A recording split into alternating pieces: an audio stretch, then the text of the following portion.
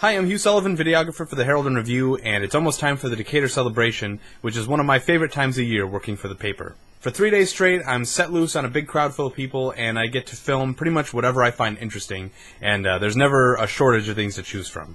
Last week I posted a photo gallery of some of the best pictures from last year's Decatur celebration, and so this year I thought it'd be fun to post a slideshow of some of my favorite videos from past celebrations. So that slideshow is up on the Herald and Review site now, and you can go see it, but I figured I would run those videos down here and include the links in the description.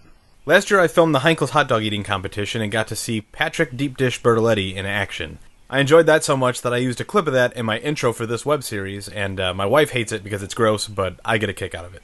In 2010, there was a paintball arena set up on the lawn of the Civic Center, and I convinced my coworker at the time, Adam Kasner, to go up against a paintball champion. I didn't have a GoPro, but I did have a crappy little action camera that we were able to stick to the end of the champ's barrel, so you could see a first-person view of Adam getting pelted. He came out of it with a lot of welts, but he was a good sport about it. Ouch. That year we were all about getting involved, so we also had Adam jump in and get some Tomahawk Throwing lessons. Was that good? And because it was the first time I had that action camera, I had Adam strap it to his head and go on some rides at the Carnival, which was a good time. The next year I had entertainment reporter Jim Ferrell go on some rides and film them from the ground level, but I had him mic'd up, and that was fun because I got to hear the noises that he was making. Oh no. He also almost lost his glasses, but luckily he caught them as they were flying off of his face. That would have been bad. And speaking of Jim, I'm sure we'll compile a list sometime of Jim eating weird stuff, because that's something we have him do pretty often as a video edition of his Eating Badly blog. But in this video, we had him scarf down an entire Meat Man parfait on camera. Hitting another layer of mashed potatoes is actually very, very welcome at this point, because for a minute there I thought I was actually going to have to drink up the rest of the grease. One of my favorite parts of the celebration is the street acts, and one of the first guys I interviewed was a juggler named Juggler Pankey. I've seen him there a couple times, and he was fun to watch and happy to hang out and talk with me. Watch the apple. There you go. Watch the apple.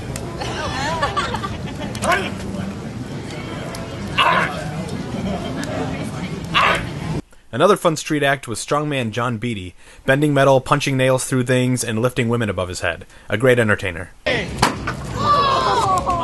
Now, I didn't shoot this video, but it was one of our most popular videos from the Decatur celebration. In 2010, when the Panda Balloon from the Razzle Dazzle Good Times Parade escaped, we were surprised to get a call that it landed in Lovington, Illinois.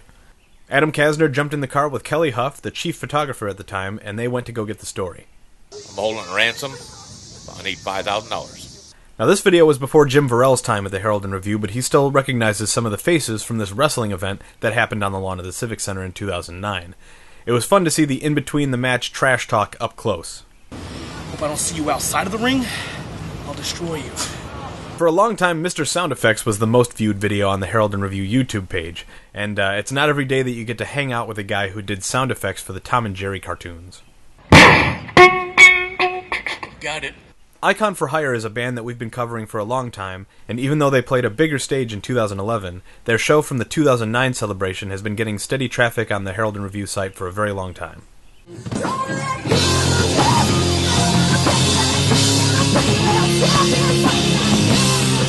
And in 2010, the day after the Panda incident, Heart tribute group Heartless made a pretty cool scene playing through a stage mishap without missing a note. In the middle of If Looks Could Kill, a huge gust of wind blew their tarp canopy down on the band. They brushed it off and kept playing under the sheet while the stagehands rushed to lift it up.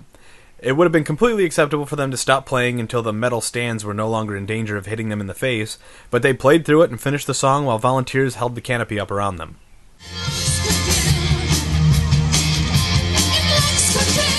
So those are the videos that I put in the slideshow, but here are a few that didn't quite make the cut, but they were really fun to shoot, so I thought they should get an honorable mention. The Marshall Tucker Band was the first big act I ever got to go up on stage with for work, and so I was really pumped about that. And another year I got to go up on stage with Dennis D. Young.